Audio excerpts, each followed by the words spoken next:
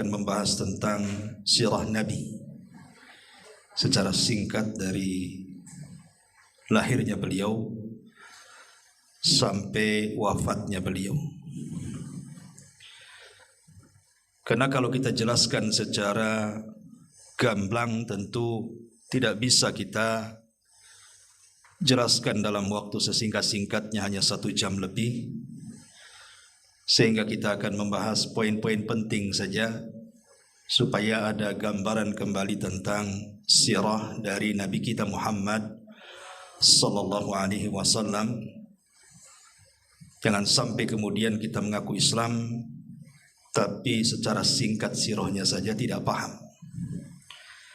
Karena di antara pertanyaan di kuburan itu salah satunya adalah siapa nabimu? Nanti kalau ditanya siapa nabinya tidak paham, kan aib bagi seorang muslim tidak kenal siapa nabinya. Dan bulan Rabiul Awal sendiri, kalau kita melihat sejarah, ada 3 peristiwa besar yang merangkum kehidupan Nabi.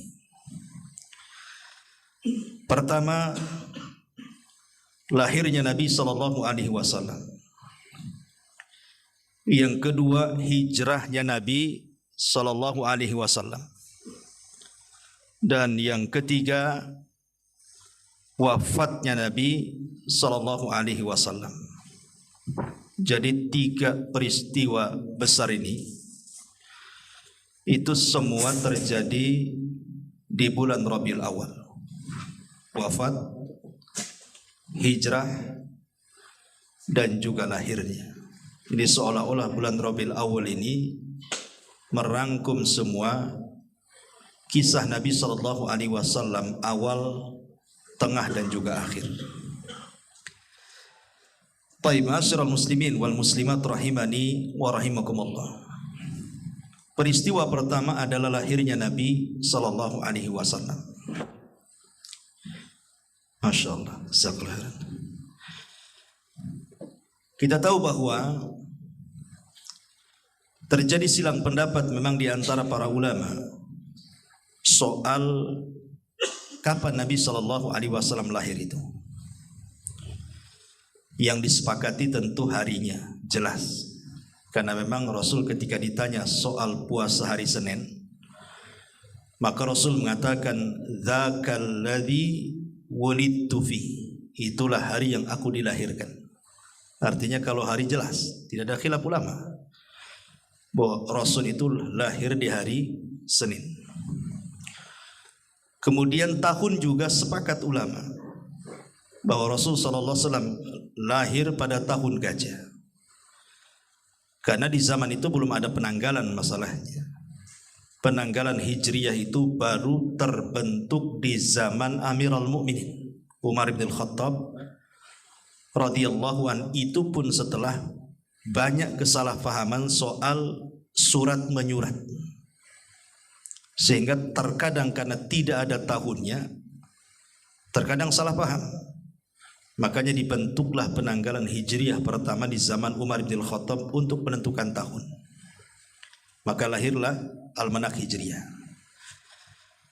Tetapi di zaman Rasul itu kan setiap nisbat tahun itu disesuaikan dengan peristiwa dan kejadian. Lah kebetulan 50 hari atau 1 bulan setengah sebelum lahirnya Nabi, itu terjadi perang besar yang disebut dengan Perang Gajah. Makanya tahunnya dinisbatkan kepada peperangan Abrahatul Asram yang dikenal dalam sejarah sebagai Perang Gajah. Dan Allah abadikan dalam Al-Quran dalam satu surat yang disebut dengan Suratul Fil. Alam tara kaifa fa'ala rabbuka bi ashabil fil. Ya. Adapun mengenai tanggal dan juga bulan, ini yang menjadi khilaf ulama. Bahkan ada yang mengatakan bahwa Rasul itu lahir di bulan Ramadan, seperti pendapat Imam Ibnu Hazm rahimahullahu ta'ala. Tetapi pendapat ini dibantah oleh para ulama sejarah. Dan kebanyakan para ulama banyak yang mengatakan bahwa Rasul itu lahir di bulan Rabiul Awal. Soal tanggalnya ini yang kemudian menjadi khilaf. Tetapi yang kemudian masyhur di tengah-tengah masyarakat maka Nabi SAW lahir pada tanggal 12. Berarti kalau kita susun harinya hari Senin, tanggalnya 12, bulannya Rabiul Awal, tahunnya tahun gajah. Itu yang masyhur kan itu ya. Yang banyak di masyarakat kalau ditanya soal tanggal kelahiran Nabi sallallahu alaihi wasallam. Ma'asyiral muslimin yang dimuliakan Allah Azza wa Jalla. Allah Subhanahu wa taala takdirkan Nabi sallallahu alaihi wasallam lahir itu secara yatim. Dan itu disyaratkan dalam Al-Qur'an, wa wajadaka yatiman fa'awa. Dan kami dapati engkau Muhammad dalam kondisi yatim. Tetapi yatimnya Rasul tidak sama dengan yatim-yatim yang lainnya. Kenapa? Fa'awa, karena Allah telah memeliharanya. Allah yang memelihara langsung Nabi SAW lewat orang-orang mulia seperti kakeknya Abdul Muttalib, kemudian sebelumnya kepada Halimah Sa'diyah, kemudian juga kepada pamannya Abu Talib, sampai menikah dengan Khadijah ibn Huwailid pintu Huwailid. Itu semua adalah skenario Allah Subhanahu wa taala. Ma'asyiral muslimat, muslimin wal muslimat rahimani wa rahimakumullah. Pertanyaan pun muncul. Kenapa Nabi sallallahu alaihi wasallam harus terlahir yatim? Kenapa harus terlahir yatim? Apa hikmahnya? Ulama yang mengatakan, pertama, kenapa Rasulullah SAW harus terlahir yatim? Supaya hilangnya keraguan di mata masyarakat kala itu dan juga sampai hari ini, bahwa Nabi SAW ketika diangkat menjadi Nabi dan Rasul dan mendapatkan wahyu itu adalah tarbiyah dari orang tuanya. Jangan-jangan kalau hidup orang tuanya itu ajaran orang tuanya yang disampaikan Rasul kepada kita. Artinya dengan tidak punya orang tua berarti bukan ajaran orang tuanya, tapi memang itu wahyu yang diturunkan kepadanya. Kemudian yang kedua, supaya Nabi SAW hatinya tidak cenderung kepada harta, kekayaan, jabatan dan begitu seterusnya. Karena umumnya anak-anak yatim mereka tidak terawat kan itu, karena orang tuanya sudah nggak ada. Umumnya anak-anak yatim kan terlantar. Umumnya, kecuali kalau ayahnya kaya. Tapi kita bicara umum kan itu. Sehingga Nabi SAW tidak ada kecenderungan kepada dunia karena memang orang tuanya sudah nggak ada sebagai tambatan hidupnya. Kemudian yang ketiga, supaya makin sempurna ketokohan dan juga qudwah, contoh yang akan diberikan kepada kita, di mana Allah Subhanahu wa taala mengatakan, laqad kana lakum fi rasulillahi uswatun hasanah. Sungguh ada pada jati diri Rasul itu suri tauladan yang sangat-sangat indah untuk diikuti. Lah ketika kemudian dia yatim, betul-betul akhlak yang dimiliki Rasul itu adalah tarbiyah langsung dari Allah Subhanahu wa taala. Tidak ada ikut campur orang tua di situ. Kemudian juga yang keempat kata ulama, karena supaya Nabi SAW cepat dewasa.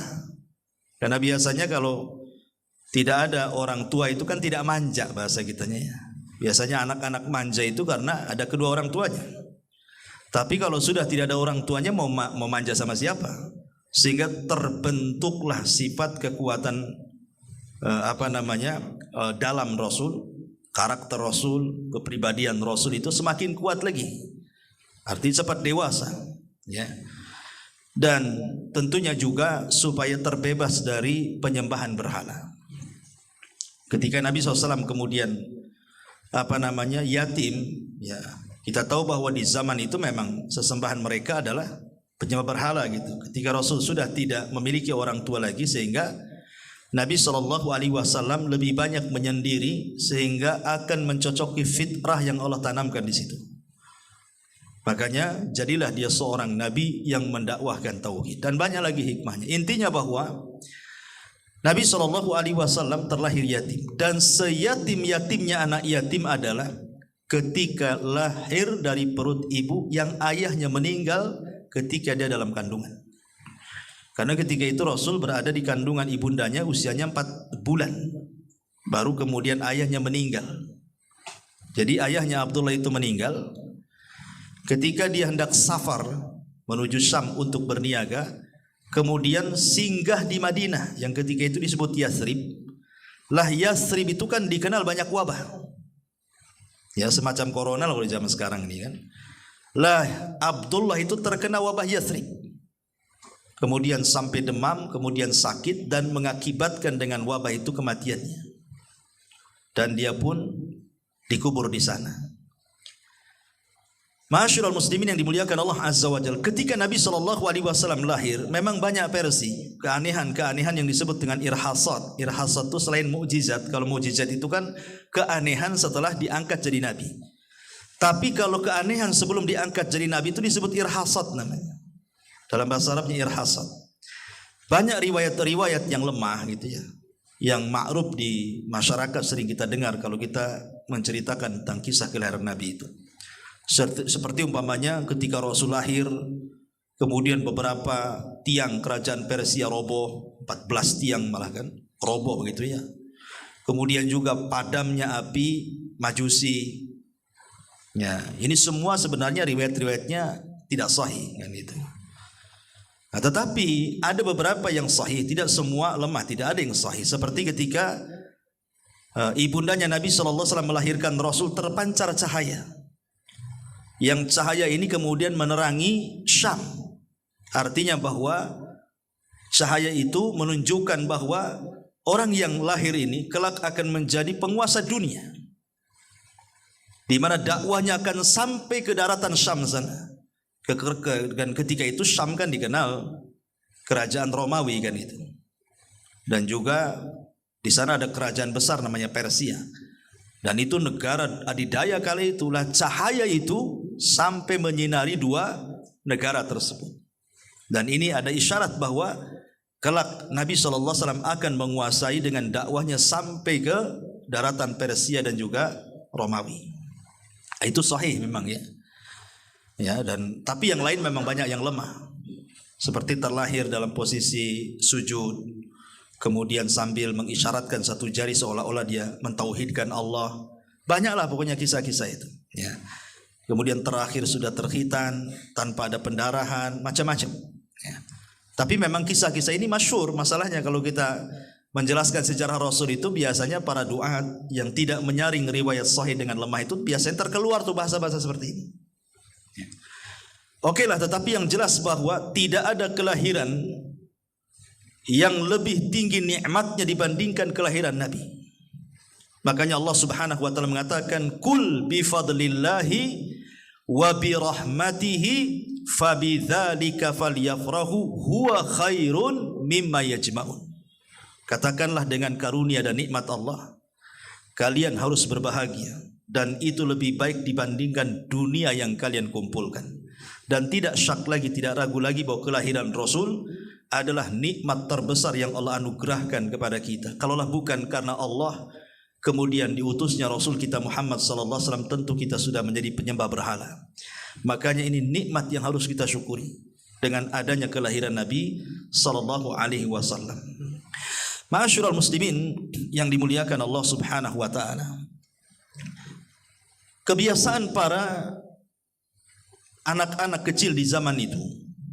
Jadi kalau mereka lahir gitu ya. Jadi ibu-ibunya tuh enggak mau menyusui anaknya tuh. Jadi orang-orang kota, Nabi itu kan anak kota. Tidak ada satupun Nabi yang lahir di desa, ingat ya. Semua Nabi itu orang kota. Bukan berarti kita hendak merendahkan orang desa, tidak. Tapi semua Nabi itu orang kota. Termasuk Nabi SAW lahir di kota Mekah ya.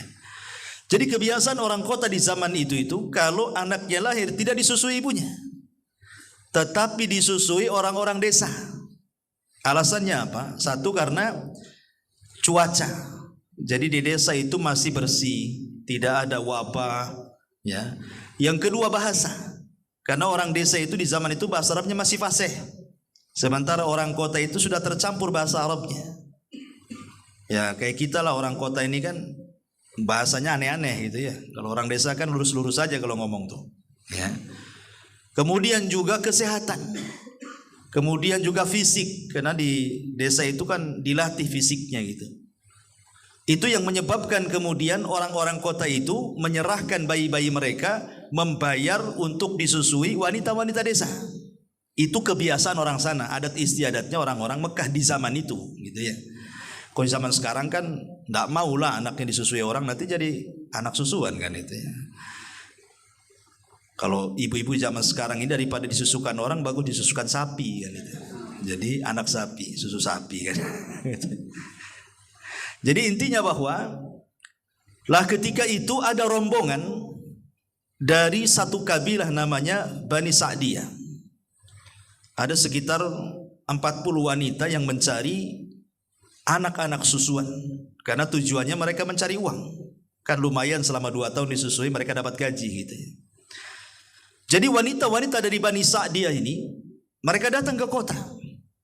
Satu persatu wanita itu mendapatkan bayi. Kemudian setelah mendapatkan bayi mereka langsung balik kan itu. Rupanya ketika sudah tidak ada bayi lagi, karena sudah diambil wanita-wanita dari Bani Sa'diyah, lah ada seorang wanita namanya Halimah Sa'diyah. Ya. Itu telat datangnya, alasannya karena memang unta yang ditungganginya pun unta kurus, sehingga dia datang belakangan. Jadi ketika sampai di Mekah sudah nggak ada bayi lagi.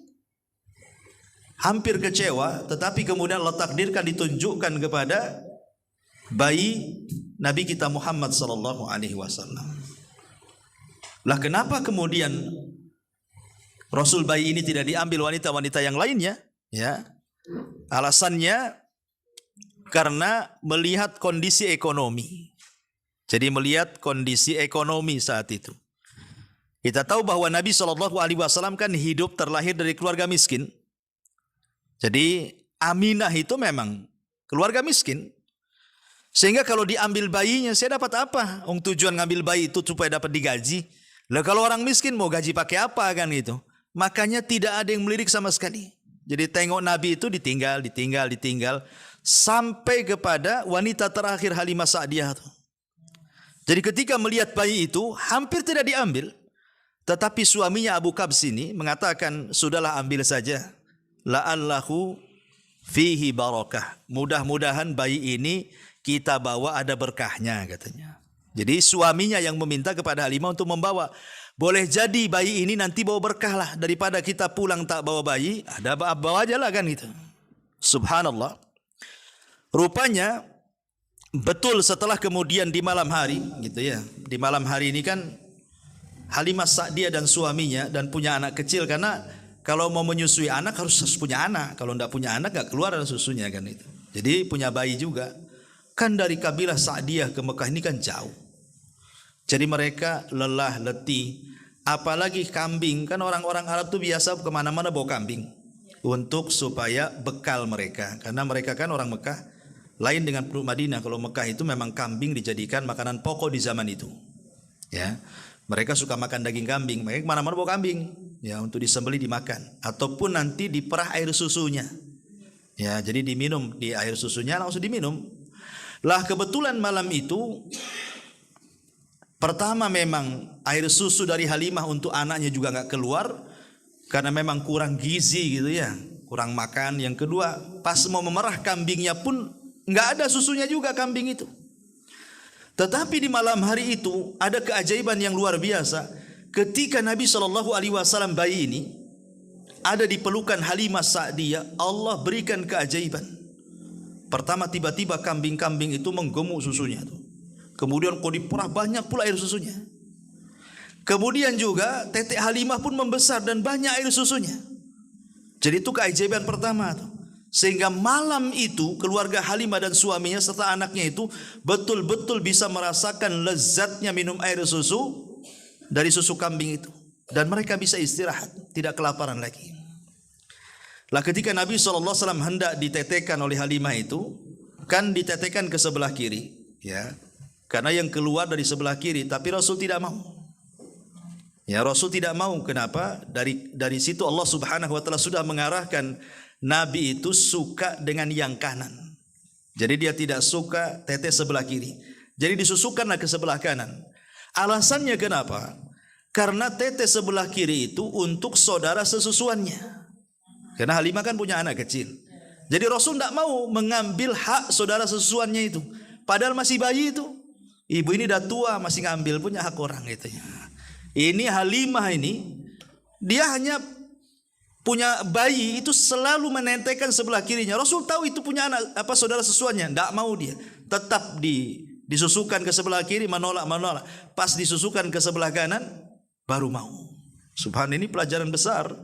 Ya, Nabi SAW kecil saja paham itu hak orang, makanya Rasul tidak mau mengambil.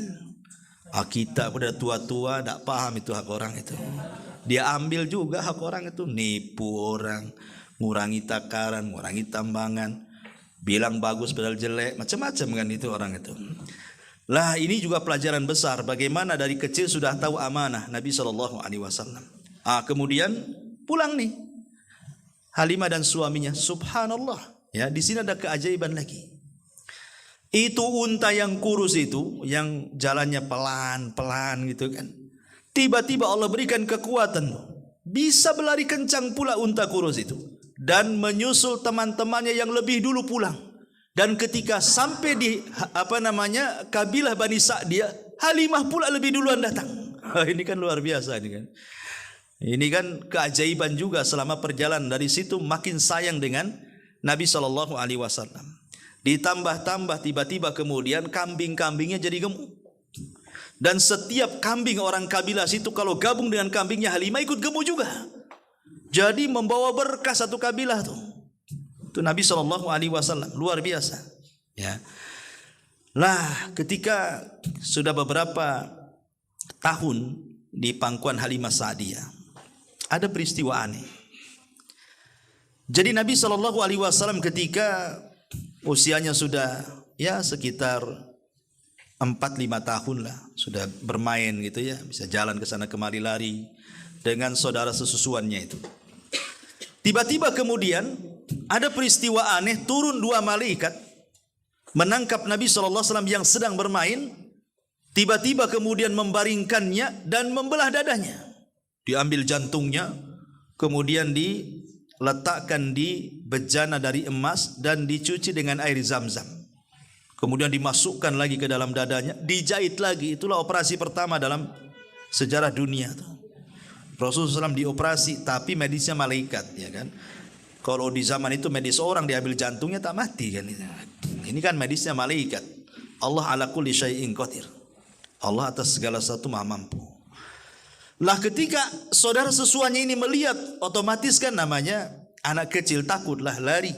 Kemudian menceritakan kepada Halimah dengan polosnya. Disitulah Halimah ketakutan. Karena bekas jahitannya ada masalahnya.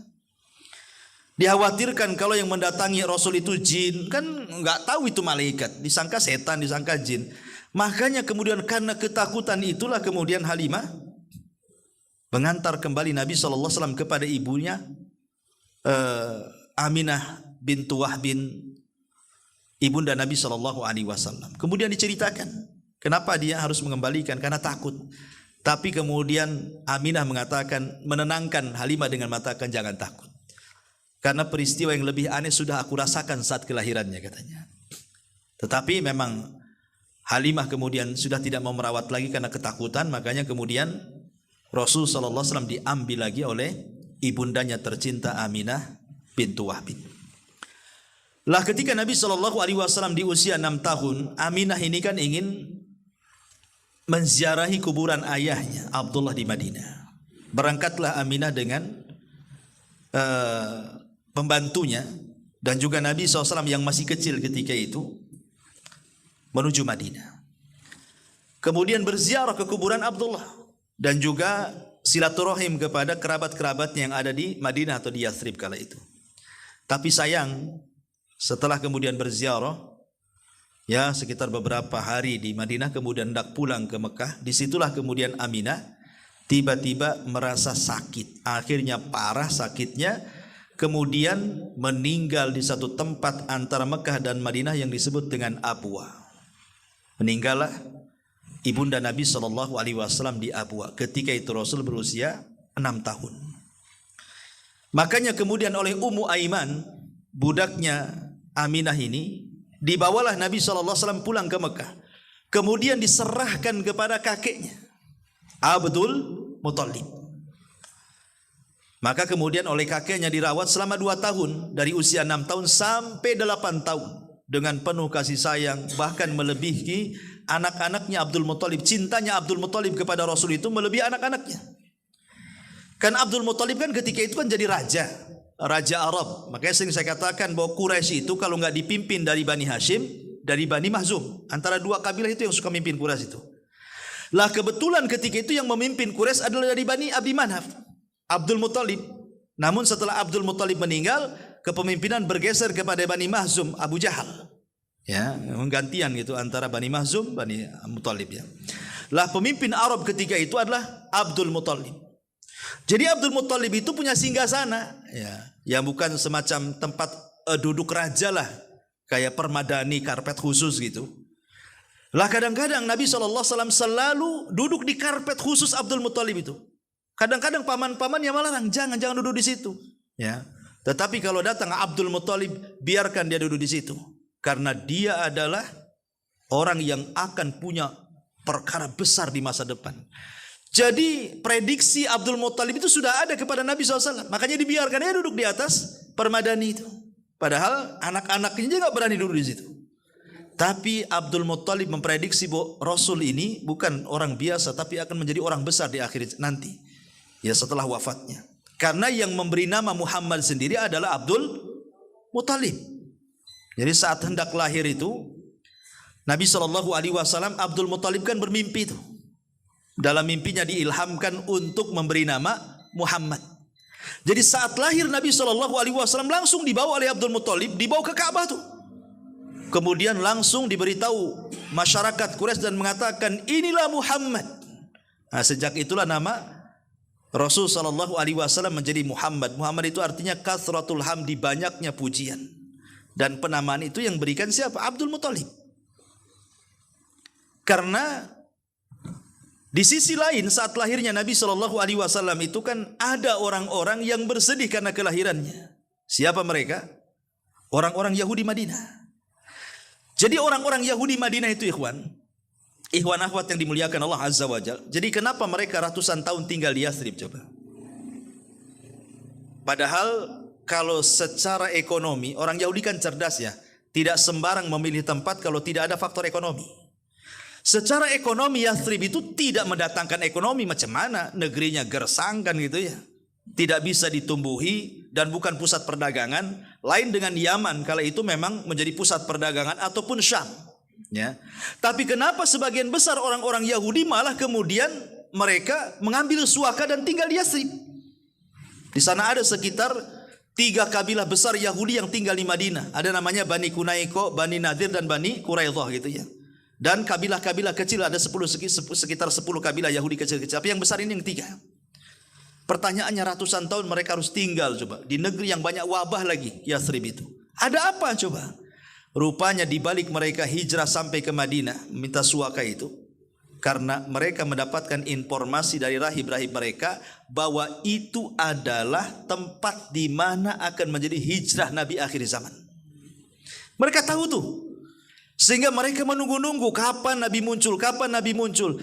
Dan mereka kira bahwa Nabi itu dari turunan mereka Bani Israel. Jadi saat ketika kemudian ada keajaiban aneh di Madinah, tiba-tiba muncul bintang Ahmad, itu tidak bisa dilihat kecuali orang Yahudi yang tahu bintang itu. Artinya ketika bintang itu muncul berarti ada yang lahir calon seorang Nabi. Makanya para pembesar Yahudi itu mengumpulkan semua orang-orang Yahudi Madinah, disuruh ngecek ada enggak rumah-rumah Madinah yang melahirkan anak. Rupanya tidak ada satupun di malam itu wanita Yahudi yang melahirkan. Wah, nangislah nih pendeta-pendeta nih. Kok enggak ada yang melahirkan? Ini tandanya sudah muncul ini katanya. Akhirnya mereka pun mengutus orang untuk ke Mekah. Ada enggak orang Yahudi yang tinggal di sana yang wanita Yahudi yang melahirkan? Tidak ada juga malam itu. Mereka mendengar ada seorang wanita turunan Arab, anak Abdul Muthalib, namanya Aminah, melahirkan bayi ketika tanda-tanda kenabian muncul di langit. Menangislah orang-orang Yahudi itu. Dan pembesar-pembesarnya kemudian mereka mengatakan zahabat nubuwatu Bani Israel, telah hilang kenabian Bani Israel dan telah diambil oleh Bani Ismail, orang-orang Arab yang merupakan musuhnya kali itu. Ya. Ma'asyiral muslimin yang dimuliakan Allah Azza wa Jalla, sejak itulah hasad mereka. Kenapa nabinya tidak dari kami Bani Israel? Kenapa dari orang Arab? Sejak itu Yahudi tidak akan beriman kepada Rasul. Hanya bisa dihitung dengan jari selama Rasul berdakwah di Madinah itu. Tidak kurang dari 5 atau 6 orang, tidak sampai 10 orang. Makanya Rasul mengatakan kalau pembesar Yahudi 10 orang saja masuk Islam, satu dunia Yahudi masuk Islam. Saking hasadnya orang Yahudi kepada kita. Ya, kembali bahwa setelah Nabi SAW kemudian berada di pangkuan Abdul Muthalib, cuma 2 tahun kan, Abdul Muthalib meninggal dunia. Kemudian Abdul Muthalib berpesan kepada Abu Talib supaya merawat Rasul. Kenapa? Kenapa Abdul Muthalib berpesan kepada Abu Talib? Bukankah paman Rasul yang kaya banyak? Abu Lahab kaya, banyak yang kaya. Ya, kenapa diberikan kepada Abu Talib coba? Alasan Abdul Muthalib berwasiat kepada Abu Talib untuk merawat Rasul karena Abu Talib itu adalah saudara kandung dari Abdullah. Karena Abdul Muthalib ini banyak istrinya. Jadi paman-paman Rasul itu yang satu bapak itu lain ibu banyak. Lah yang satu kandung satu bapak dengan satu ibu itu 2 orang, Abdullah dengan Abu Talib. Makanya kenapa Abdul Muthalib mewasiatkan untuk merawat Rasul kepada Abu Talib? Karena ada kedekatan. Kalau sama-sama satu ibu satu bapak kan dekat. Kalau yang lainnya kan beda ibu masalahnya. Seperti Hamzah Abbas kan beda ibu. Tapi kalau Abu Talib dengan Abdullah ayahanda Rasul itu satu ibu satu bapak. Itu yang menjadikan Abdul Muthalib berwasiat agar Rasul dirawat oleh Abu Talib. Padahal Abu Talib itu miskin, banyak anaknya lagi.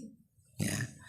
Lah maka kemudian setelah Abdul Muthalib meninggal, kemudian Rasul pun jatuh pengasuhannya kepada Abu Talib ketika di usia 8 tahun. Jadi Abu Talib lah yang betul-betul memberi makan Rasul, membimbing Rasul sampai ketika usia 12 tahun. Orang-orang Mekah itu kan kebiasaan mereka berniaga. Ya, jadi kebiasaan mereka orang-orang Mekah dengan orang-orang Madinah beda. Kalau orang Madinah itu pertanian. Tapi kalau orang Mekah ini perdagangan. Karena sama sekali tidak bisa ditumbuhi kecuali daerah Taif. Ya, tetapi kalau daerah Mekah sampai sekarang pun kan gersang, nggak bisa. Kalau Anda nanam singkong bukan jadi singkong, jadi kayu bakar di sana. Ya, tanam besoknya udah kering semua. Karena memang tidak subur di sana. Ya. Makanya di antara tanda-tanda akhir zaman itu apa? Ketika Mekah menjadi subur. Ya, karena memang tidak dikenal Mekah itu subur dari zaman Nabi. Makanya akan dijadikan tanda-tanda kiamat itu. Kalau sudah Mekah hijau, ranu menghijau, itulah tanda-tanda kiamat. Nah, walaupun sekarang ada yang mengatakan bahwa Mekah sudah mulai subur katanya. Nah, tetapi setelah diteliti rupanya itu irigasi katanya, buatan. Nah, dibuat karena kerajaan Saudi banyak uang ya kan itu ya. Dibuatlah hutan-hutan, kebun-kebun, macam-macam. Kesannya subur kan. Padahal tanda-tanda kiamat itu maksudnya kesuburan itu memang datang dari Allah. Bukan manusia yang buat kan itu. Apakah kemudian juga sudah masuk tanda-tandanya? Wallahu alam kan itu. Intinya bahwa orang Mekah itu terbiasa dengan perniagaan. Bahkan yang namanya dunia perdagangan itu sudah mengakar mengurat. Masuk ke darah-darah orang-orang Arab walaupun masih kecil. Makanya Allah Subhanahu wa taala sampai gambarkan liila fi Quraisyin ila fihim rihlatas syita'i was-saif. Sampai Allah gambarkan kebiasaan mereka itu suka rihlah berniaga. Ya, ke Yaman dan ke Syam. Makanya orang-orang Arab itu wajar kalau seandainya mereka pandai dagang. Ya, lihat orang-orang Arab itu memang pandai dagang gitu ya, terutama orang-orang Mekah itu. Mungkin yang bisa menyaingi Cina mungkin orang Arab lah kan itu. Antum kalau muka-muka Arab saingilah Cina tuh. Ya. Biar kalah gitu kan. Orang Arab itu pandai dagang. Ya. Oh, Padang keturunan Arab ya. Pandai dagang ya. Taib. Jadi setelah kemudian usia Rasul 12 tahun, maka Nabi SAW ketika itu hendak dididik oleh pamannya untuk menjadi peniaga. 12 tahun itu usia SD kelas 6 kan. Bayangkan diajak safar dari Mekah ke Syam. Gitu, perjalanan 1 bulan tuh. Kalau tidak punya fisik kuat tuh tidak bisa. Apalagi pakai unta, paling tinggi pakai unta di zaman itu, jalan kaki kan itu.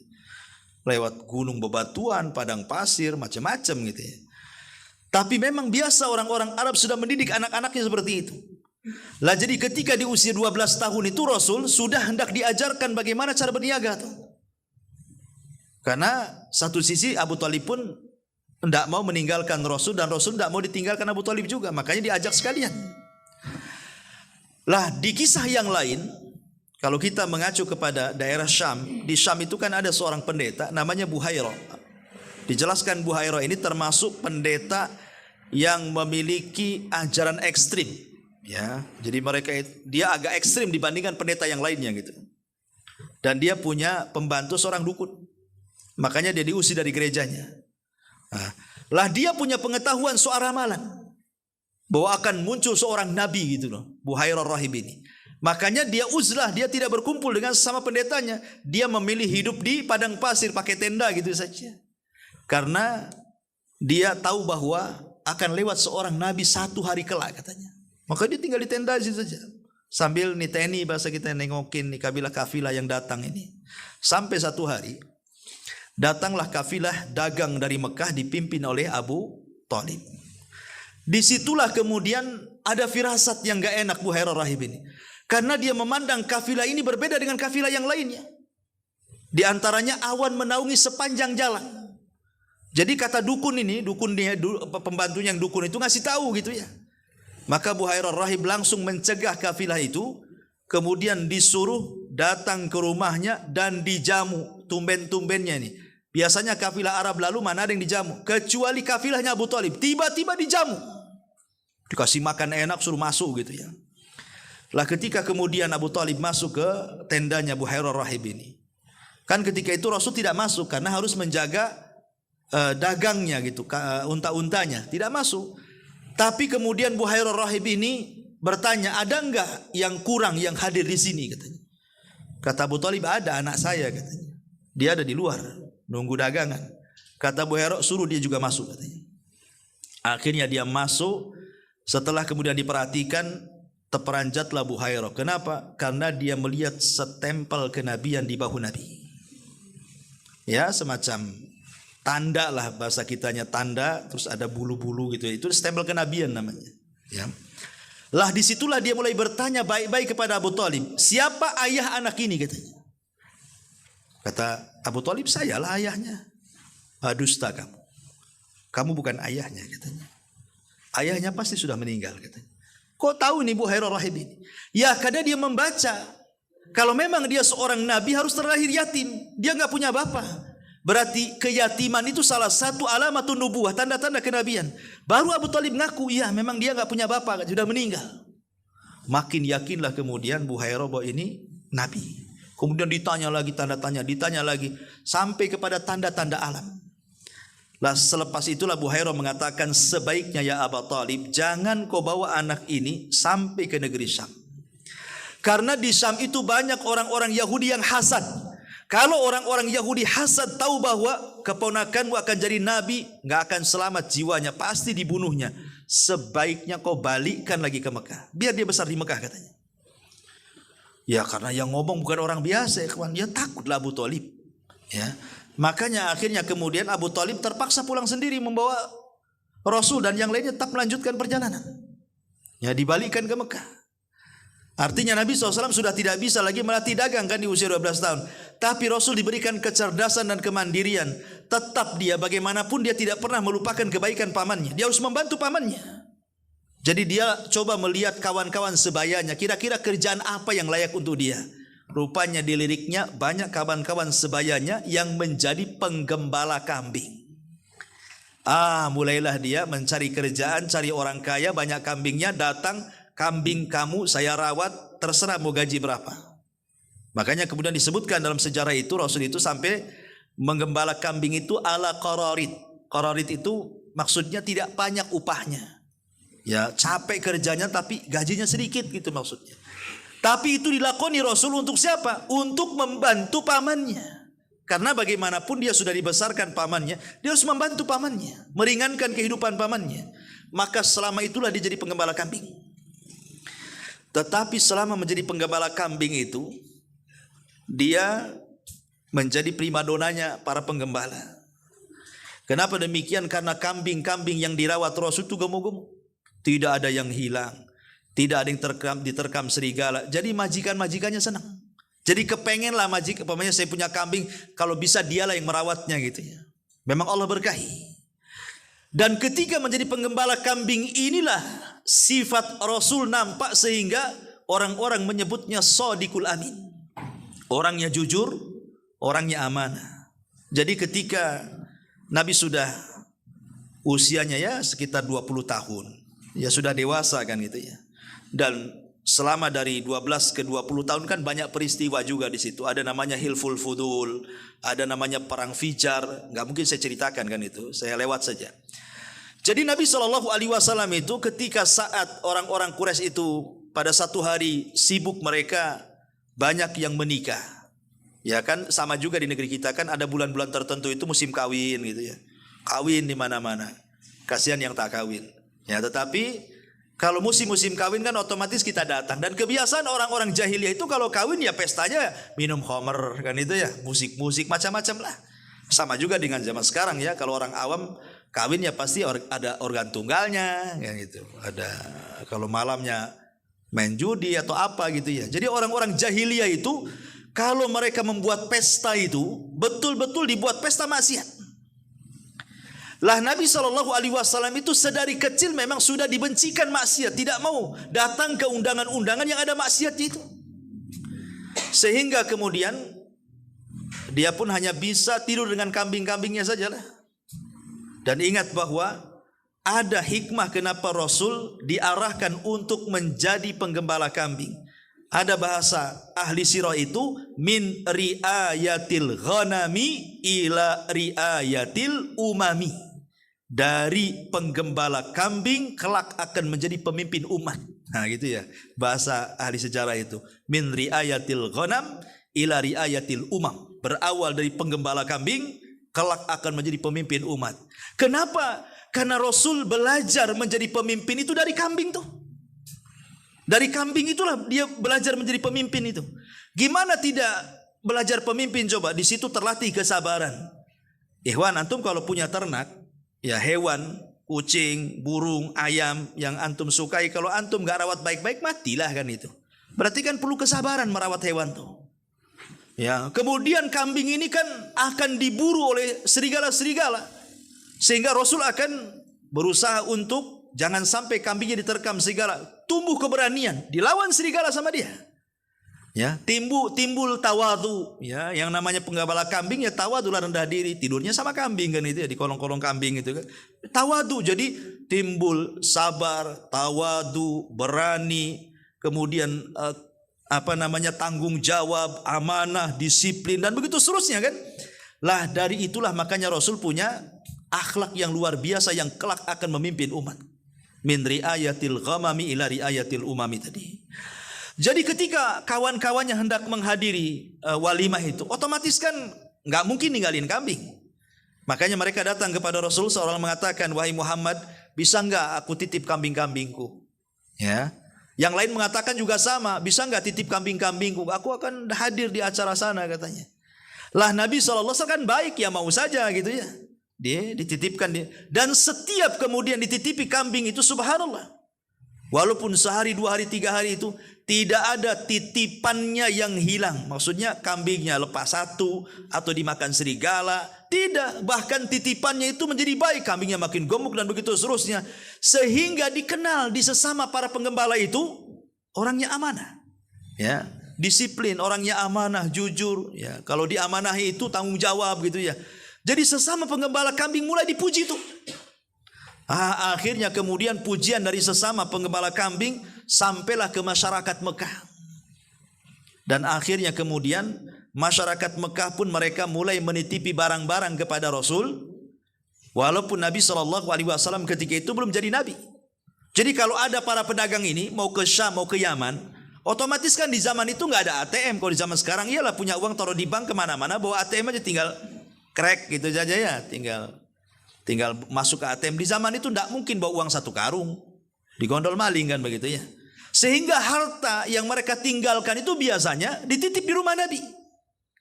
Dan subhanallah, tidak ada satupun uangnya yang hilang, emasnya yang hilang, uangnya yang rusak, emas. Tidak, akhirnya mulailah dari mulut ke mulut, mereka pun menjuluki Nabi SAW sebagai Sadiqul Amin, orangnya jujur lagi amanah. Sejak itulah akhlak Rasul dikenal. Ini sebelum Nabi nih, sebelum jadi Nabi. Menunjukkan Allah sudah mempersiapkan akhlak Nabi itu sebenarnya, bahwa dia akan jadi Nabi, supaya jangan ada cacat nantinya. Kalau umpamanya Nabi suka minum khamr, kemudian tiba-tiba di usia 40 tahun dia ngaku Nabi, disangka mabok kan begitu. Mabok gitu katanya. Masa kok tiba-tiba jadi ngaku Nabi? Tengok riwayatnya, tukang mabok katanya. Jadi Nabi itu memang betul-betul dibersihkan dari khawarimul muru'ah itu. Dari akhlak-akhlak yang ada celaan itu tidak ada. Sehingga ketika jadi Nabi yang dicela bukan akhlaknya. Tidak ada orang Arab mencela akhlak Nabi. Yang mereka mencela itu ajarannya. Ya, ajaran tauhidlah yang dicela. Mereka tidak mendustakan Nabi dari segi akhlak, karena memang tidak ada orang yang paling mulia akhlaknya di zaman itu kecuali Nabi SAW. Lah setelah kemudian usianya di atas 20 tahun, mulailah dia layaknya anak-anak muda di zaman itulah, mulai berniaga. Berniaga sampai ke Syam juga gitu ya, sampai ke Syam, sampai ke Yaman, tapi belum kenal Khadijah. Ya, masih bawa dagangan-dagangan orang lain gitu. Sampai akhirnya namanya harum ketika kemudian Khadijah mendengar bahwa ada anak muda tanggung jawab, jujur, kalau berniaga selalu untung gitu ya. Akhirnya dia berpikir, saya ingin kenal dengan laki-laki itu katanya. Karena Khadijah itu dikenal wanita suci. Ya, karena sudah menutup aurat walaupun belum jadi istri Nabi. Yang kedua, dia wanita kaya, karena sebelumnya Khadijah itu menikah dengan dua laki-laki, dua-duanya kaya.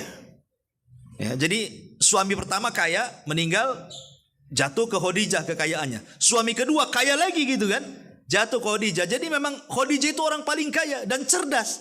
Sampai-sampai dikatakan kalau seandainya harta seluruh penduduk Arab itu dikumpulkan dan harta Khadijah dikumpulkan masih menjangkau harta Khadijah saking kayanya. Jadi terkenal wanita pembisnis kala itu. Lah Khadijah mendengar ada laki-laki kok yang amanah ya. Dia harus hati-hati juga dalam berbisnis kan itu. Akhirnya dikenalkanlah dengan Nabi SAW. Kemudian Rasul mulai ditawarkan oleh Khadijah, mau enggak kau membawa hartaku dalam berniaga dengan menggunakan sistem mudharabah. Aku yang kasih modal, kau yang mainkan modalku. Seolah seperti itu. Tapi Nabi SAW orangnya beradab. Tidak langsung mau. Ya dikasih modal besar enggak langsung mau.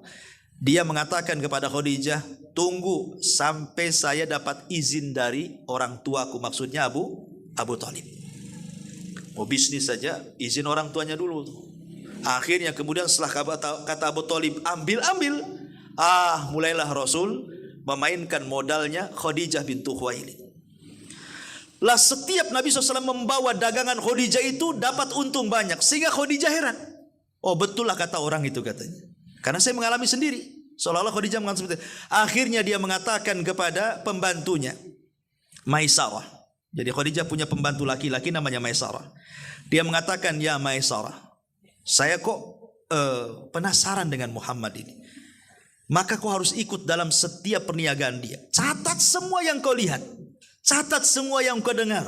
Catat semua yang kau alami sepanjang jalan kamu bersama Muhammad itu.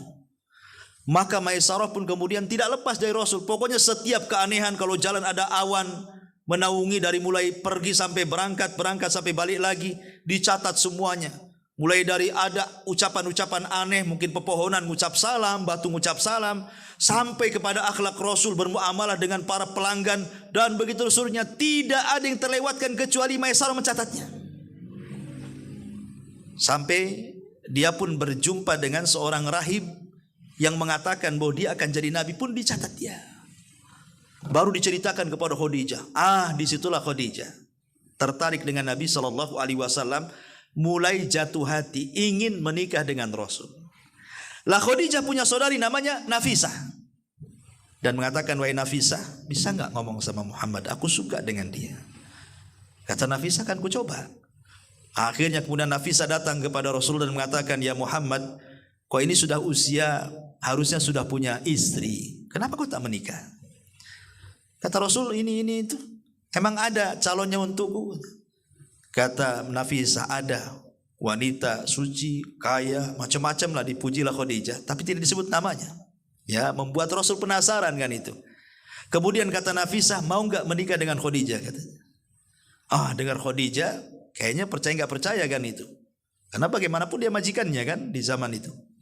Tetapi Rasul pun tidak lantas mengiyahkan. Kata dia, tunggu sampai aku minta izin sama pamanku. Bayangkan, mau dagang minta izin, mau kawin minta izin. Zaman sekarang mana ada izin-izin.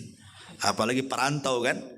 Anda merantau ke Batam, kenal janda kaya, baik hati, rajin ibadah. Mana izin orang tua. Kawin dulu, punya anak baru balik. Nih anaknya kan itu ya. Zaman sekarang ini.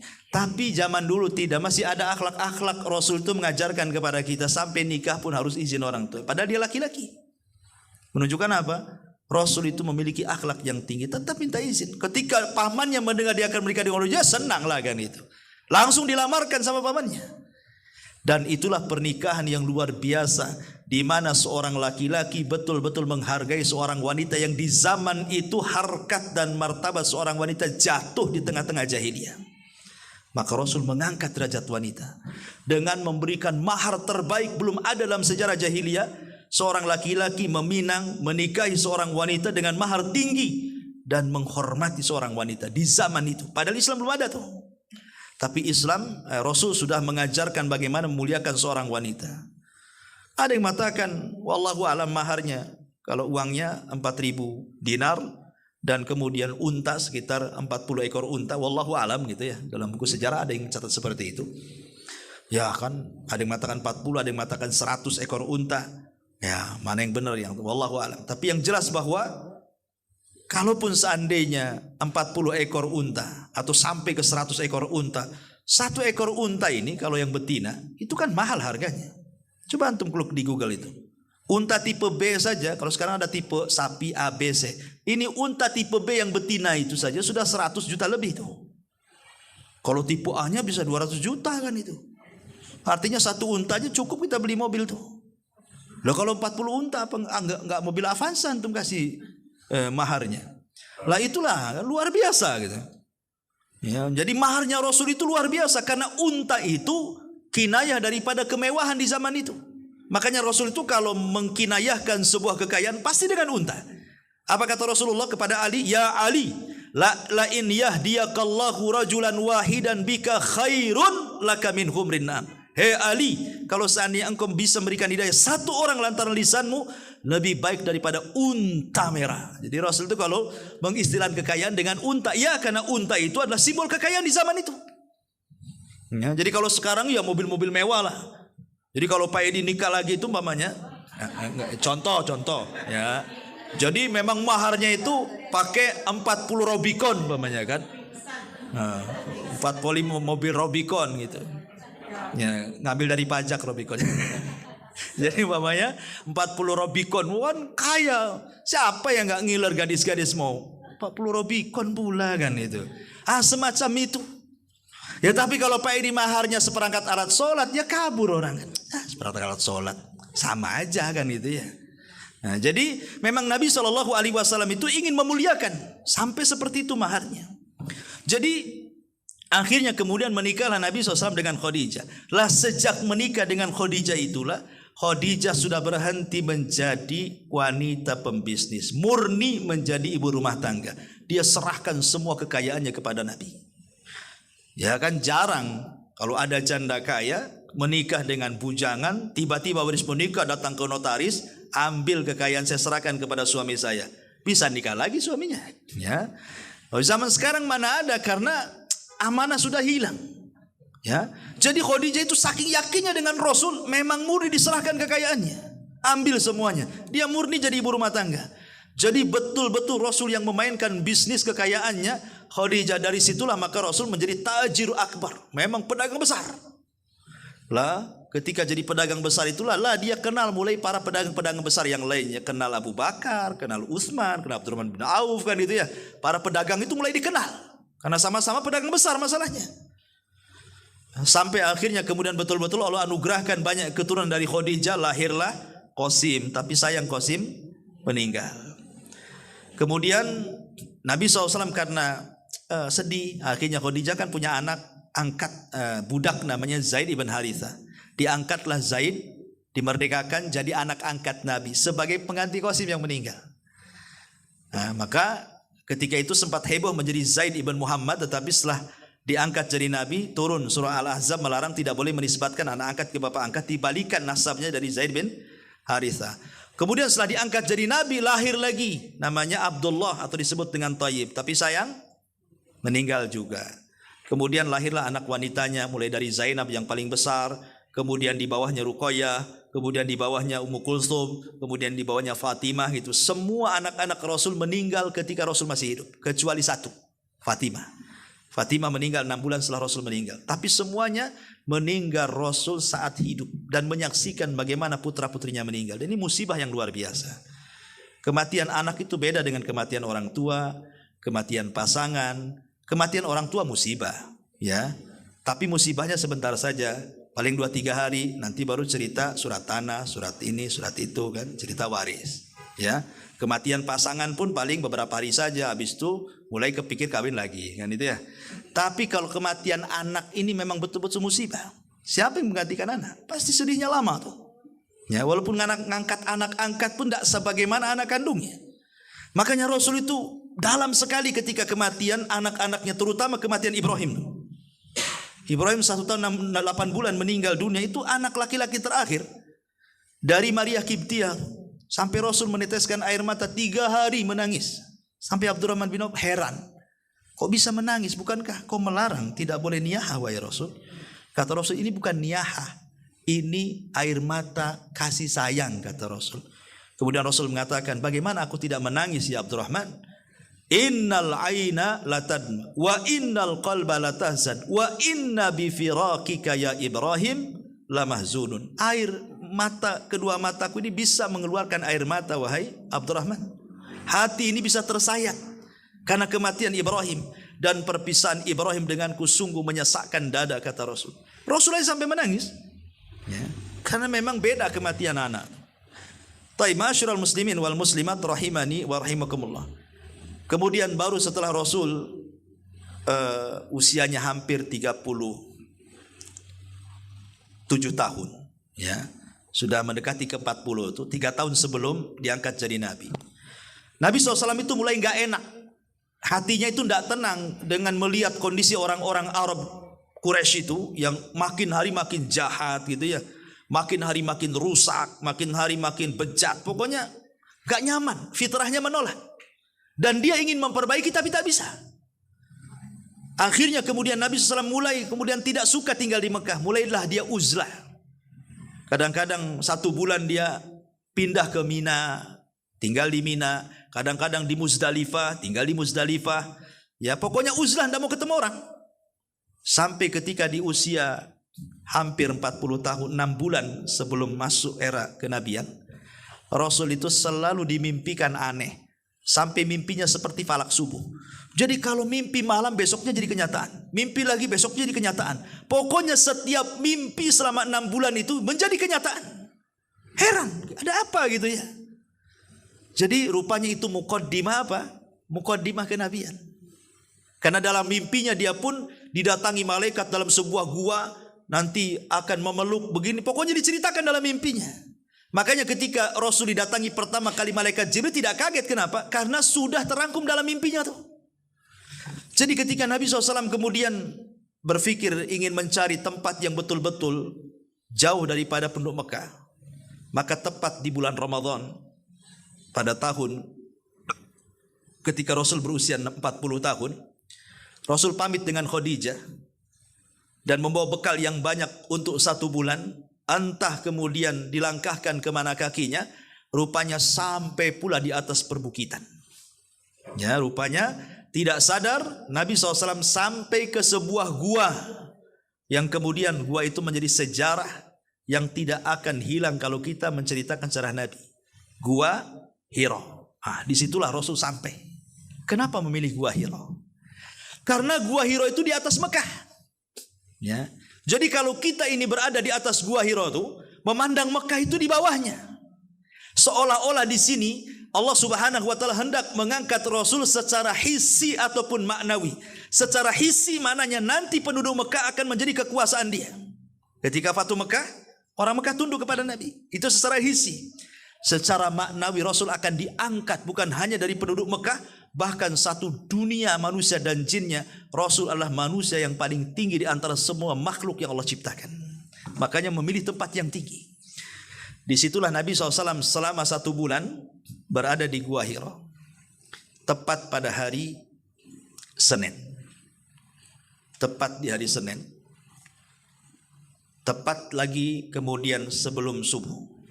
Di waktu fajar. Tiba-tiba kemudian Nabi SAW didatangi malaikat Jibril dalam bentuk manusia.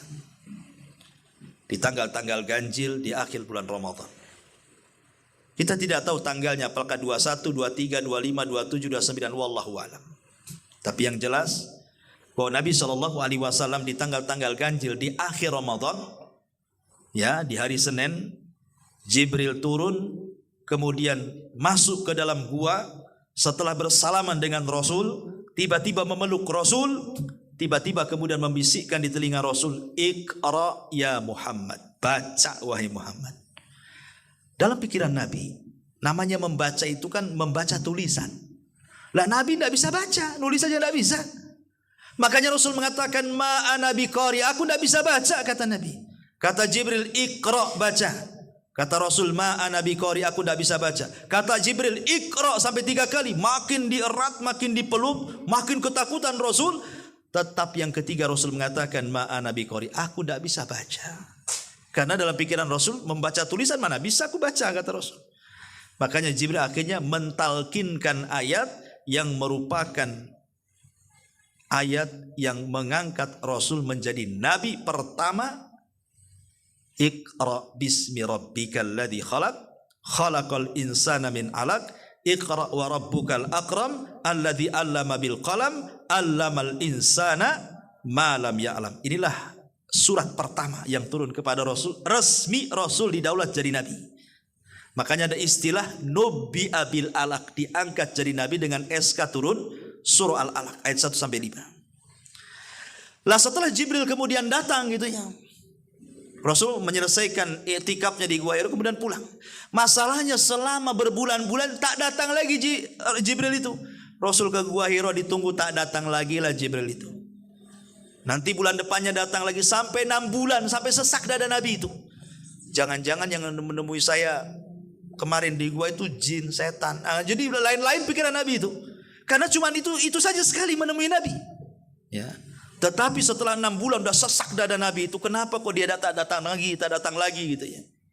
Menunjukkan bahwa Jibril itu tidak suka-suka datang atau dipanggil Nabi. Dan sebagaimana ada dukun perempuan di Indonesia ini bisa datangkan Jibril dia. Ya. Nabi aja nggak bisa datangkan Jibril. Nggak suka-suka Jibril datang kalau nggak ada perintah Allah. Ya. Baru setelah 6 bulan, tiba-tiba Nabi SAW mendengar suara. Pas dilihat ke belakang tak ada, ke depan tak ada, samping kiri kanan tak ada. Kemudian kata Jibril, "Lihat kau ke atas," katanya. Pas lihat ke atas, nampak Jibril dalam bentuk asli. 600 sayap duduk di antara langit dan bumi. Apa enggak ketakutan Nabi? Coba bayangkan. Ketakutanlah Nabi itu. Luar biasa takutnya. Karena tidak pernah melihat makhluk sebesar itu dengan 600 sayap. Yang satu sayapnya kata Rasul terbentang saddal ufuk. Mulai dari terbit matahari sampai terbenamnya. Jadi seolah-olah langit itu ditutupi sayap Jibril itu. Sebelah kanan sayap Jibril. Kiri jalan kiri kanan. Belakang depan. Semua sayap Jibril. Menggigil Rasul sampai ketakutan. Lari sekencang-kencangnya. Ya. Ibaratnya ginilah kalau umpamanya antum datang ke Jabal Uhud, masuk ke hutan Jabal Uhud, nampak pula dinosaurus, ya. Apa enggak ngacir kan? Seperti itulah. Ternyata ada dinosaurus ini. Rupanya bukan cerita saja, ada pula di hutan sana. Karena orang pasti takut, nggak pernah melihat makhluk sebesar itu.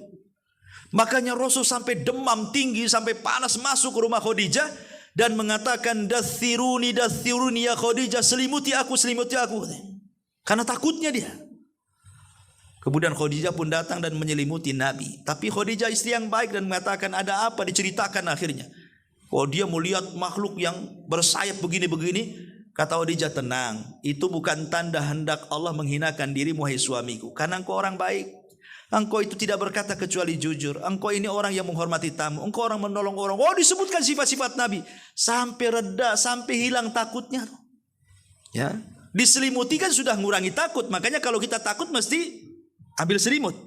Ya kan, orang takut itu kalau pasti ngambil selimut kan, atau masuk ke kolong ranjang. Ya. Takutnya apa dulu lah kan itu. Biasanya kalau orang takut ambil selimut, kurang tuh takutnya. Apalagi kemudian dihibur, makin hilang takutnya. Tapi Khadijah paham bahwa kalau ini tidak diselesaikan, maka akan datang kejiwaan kepada suaminya. Ini harus dicari solusinya. Dari situlah maka Khadijah berpikir kalau begitu harus ditanyakan kepada saudaranya. Lah saudaranya itu seorang pendeta, ya, namanya Waraqah ibn Naufal. Dibawalah kemudian kepada Waraqah ibn Naufal. Ditanyakan itu, langsung diceritakan dari awal sampai akhir pengalaman Nabi sallallahu alaihi wasallam kepada Waraqah ibn Naufal itu. Kata Waraqah ibn Naufal, ya Khadijah, suamimu kan jadi nabi. Nanti kalau dia mendakwahkan kepada kaumnya, ku pastikan dia diusir. Kata Nabi, hei Waraqah, yang benar saja, masa orang sepertiku diusir? Orang-orang menganggap aku disodikul amin, kok orang-orang mengusirku? Iya, kata Waraqah, orang yang membawa apa yang kau bawa Muhammad pasti akan diusir. Tapi tenang, kalau seandainya terjadi pengusiran kaummu dan aku masih hidup, aku yang akan membelamu. Tapi sayang 6 bulan setelahnya Waraqah meninggal. Sehingga ada yang mengatakan Waraqah itu orang dewasa yang pertama beriman kepada Nabi. Walaupun ada yang mengatakan Abu Bakar. Ya, terjadi khilaf. Siapa yang pertama kali masuk Islam dari orang dewasa? Ada yang mengatakan Waraqah ibn Naufal, ada yang mengatakan Abu Bakar Siddiq. Ada yang memerinci bahwa Waraqah masuk Islam itu saat dia jadi Nabi, belum jadi Rasul. Tapi Abu Bakar ini masuk Islam saat Rasul sudah resmi menjadi Nabi dan Rasul. Ada yang merinci seperti itu. Tapi intinya bahwa Waraqah beriman. Tapi 6 bulan setelahnya Waraqah meninggal. Lah mulailah kemudian ketika satu malam Nabi SAW sedang tidur dalam selimut, tiba-tiba Jibril datang dan mengatakan, ya ayyuhal muddathir, orang yang berselimut, kum fa'angdir, berdiri, peringatkan manusia, wali rabbika fakabbir, warujza fahjur, wala tamnun tastakthir, wali rabbika fasbir. Turun 5 ayat surah Al-Mudathir. Berarti dengan turunnya surah Al-Mudathir 5 ayat pertama, resmi Rasul didaulat menjadi Nabi dan Rasul, ya. Al-Alaq jadi Nabi, Al-Mudathir jadi Rasul. 2 SK sudah turun. Sejak itulah Rasul mulai berdakwah kepada kaumnya. Ketika dakwah sirriyah inilah Nabi SAW mulai mendakwahkan door to door, dari teman ke teman, dari rumah ke rumah.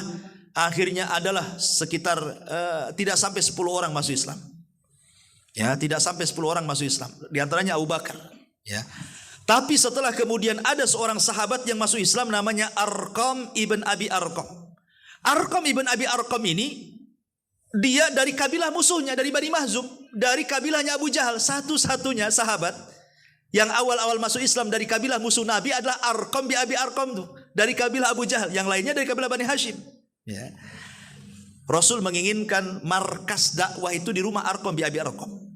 Lah letaknya di Bukit Sofa. Jadi Anda kalau sa'i ketika umrah atau haji, kemudian naik ke Bukit Sofa, bayangkan disitulah dulu markas Nabi pertama kali. Di situ ada rumah Arqam bi Abi Arqam, disebut dengan Darul Arqam. Jadi setelah Nabi SAW kemudian selama 3 tahun door to door, markasnya itulah di rumah dari Arqam. Sampai tidak terasa selama 3 tahun banyak para sahabat yang masuk Islam, termasuk Hamzah di antaranya, dan yang terakhir masuk Islam di rumah Arqam bin dari Arqam adalah Umar ibn Khattab. Nah, itu terakhir itu masuk Islam, Umar bin Khattab. Sebab setelah Umar bin Khattab masuk Islam, Umar tak mau sembunyi-sembunyi. Dia mengatakan pada Rasul, ngapain sembunyi-sembunyi lagi, katanya. Kita sudah 3 tahun, besok kita tawaf sama-sama, katanya. Kata Rasul, belum waktunya. Oh, sudah waktunya, kata Umar. Karena Umar yang siap backingi, akhirnya ditutuplah markas Arqam bin Arqam. Karena sudah 3 tahun, mulailah Rasul berdakwah terang-terangan. Tawaf pertama dengan Umar 40 orang tuh. Oh, rupanya Islam sudah banyak ya. Sejak itulah maka terjadilah apa yang terjadi. Banyak para sahabat diintimidasi, ditekan, disiksa, macam-macam sampai dibunuh. Keluarga Ammar ibn Yasir, kisahnya Bilal, kisahnya Khobab. Tapi dengan penindasan itu, rupanya makin banyak orang masuk Islam dari kalangan anak-anak muda dan orang-orang miskin. Sampai akhirnya kemudian Rasul SAW di tahun ke-7 Hijriah kalau tidak salah, sebelum 3 tahun sebelum hijrahnya Nabi ataupun 2 tahun sebelum hijrahnya Nabi, ada tahun yang disebut dengan Amul Hazni, tahun kesedihan. Kenapa? Karena Khadijah meninggal dunia, kemudian Abu Thalib pun meninggal dunia setelah pemboikotan 3 tahun Bani Hashim. Ya. Lah baru kemudian Rasul pun mulai diintimidasi, tidak boleh dakwah kalau tidak dibunuh. Terpaksa Rasul ke Taif, di Taif ditolak lagi. Sampai Rasul tidak bisa masuk Mekah, terpaksa harus mencari perlindungan. Maka untuk menenangkan hati Rasul, maka Allah pun mengisra mi'rajkan Rasul di tahun 1 tahun sebelum hijrahnya Nabi. Disitulah peristiwa dalam sejarah disebut Isra Mi'raj. Ketemu Nabi Adam di langit pertama, kedua bertemu dengan Nabi Isa dan Harun, ketiga berjumpa dengan Nabi Yusuf, kemudian berjumpa dengan Nabi Idris, berjumpa dengan Harun, berjumpa dengan Musa, berjumpa dengan Ibrahim di langit terakhir, sampai disyariatkan solat 5 waktu, tapi belum bisa dilaksanakan karena kondisi Mekah kan kondisinya susah. Ya, solat 5 waktu baru dilaksanakan setelah periode Madinah. Baru setahun setelah peristiwa hijrah itu, peristiwa Isra Mi'raj, kemudian ada syariat hijrah. Maka Rasul mulai hijrah dari Mekah ke Madinah. Sesampainya di Madinah, tentu yang pertama kali membangun Rasul, mempersaudarakan orang-orang Ansor. Kemudian mulai Nabi SAW mengatur bisnis, ya, menguasai pasar Madinah. Sampai 2 tahun Rasul membuat pasar, gulung tuh pasarnya orang-orang Yahudi itu. Hanya 2 tahun Rasul membangun bisnis di Madinah itu, gulung pasarnya Bani Quraisy yang menguasai seluruh pasar Yahudi itu. Karena perdagangan dikuasai Yahudi di Madinah itu. Nah, rupanya orang-orang Mekah kan hebat ya. Kenapa? Karena terbiasa dagang. Orang Madinah tak hebat, mereka petani. Tapi Rasul bisa memainkan bagaimana caranya melumpuhkan ekonomi Yahudi. Dengan cara apa? Memilih orang-orang hebat dalam berniaga. Abdurrahman bin Auf, Abu Bakar, Utsman, semua orang-orang hebat itu kalahkan pasarnya Yahudi. Akhirnya buat pasar, sebentar aja guling tuh pasar Yahudi itu. Akhirnya ekonomi dikuasai kaum muslimin. Inilah kenapa cikal bakal kekuatan kaum muslimin, kalau sudah ekonomi dipegang pasti menang. Kalau ekonomi masih kalah, jangan harap kita menang. Ya, kalau kita masih dipegang Barat, Cina ekonomi, Islam nggak mungkin menang. Tapi kalau sudah ekonominya dikuasai kaum muslimin, itu tanda-tanda kemenangan tuh. Lah maka orang Islam ini harus menguasai ekonomi orang-orang kafir harusnya. Lihat Rasulullah, sebentar saja 2 tahun kolep pasarnya orang-orang Yahudi itu. Baru kemudian disyariatkan jihad, dari perang Badar, perang Uhud, perang macam-macam perang sampai 27 kali perang. Ya, sampai akhirnya kemudian Nabi SAW ditakdirkan bisa menguasai Mekah dengan banyaknya pengikut di zaman itu yang disebut dengan Fathu Mekah. Setelah Fathu Mekah inilah kemudian terjadi perang terakhir, perang Tabuk, ya, dipimpin Rasul melawan Imperium Nasrani di zaman itu, ya, Imperium Romawi. Sampai akhirnya kemudian di usia Nabi SAW, ketika itu sudah berdakwah selama 33 tahun, berarti di 63 tahun, maka Nabi SAW kemudian meninggal dunia. Ya. Dan gak bisa kita ceritakan karena waktu juga sudah jam 11.40 duhur, cepat sekarang ya. Intinya bahwa tepat di tanggal 12 bulan Rabiul Awal tahun 11 Hijrah, di hari Senin, Nabi SAW meninggal dunia dan dikebumikan di hari Rabu. Rasul itu jasadnya dibiarkan 3 hari karena ketika itu mencari pemilihan siapa yang layak menjadi khalifah sepeninggal Nabi. Jadi setelah 3 hari diangkatnya Abu Bakar menjadi khalifah, baru kemudian jasad Rasul dikuburkan di hari Rabu. Di mana? Di kamar Aisyah radhiyallahu anha, yang akhirnya kamar itu pula menjadi kamar kuburan Abu Bakar dan kamar kuburan Umar ibn Khattab. Makanya di situ di kamar Aisyah ada 3 kuburan berjejer, Nabi, Abu Bakar dan Umar. Karena memang kedua sahabat itu sudah berkawan sejak Nabi SAW di Mekah, kemudian di Madinah, kemudian juga sampai menjadi khalifah pengganti Nabi SAW, Abu Bakar wa Umar, sampai Rasul mengatakan iqtadu billadzaini min ba'di Abu Bakrin wa Umar. Ikutilah 2 sahabat sepeninggalku, kata Rasul, Abu Bakar dan Umar radhiyallahu anhuma. Wallahu a'lam bishawab. Tidak ada tanya jawab karena sudah mau zuhur. Subhanaka bihamdika asyhadu an la ilaha illa anta astaghfiruka wa atubu ilaik. Allahu ta'ala alam. Assalamualaikum warahmatullahi wabarakatuh.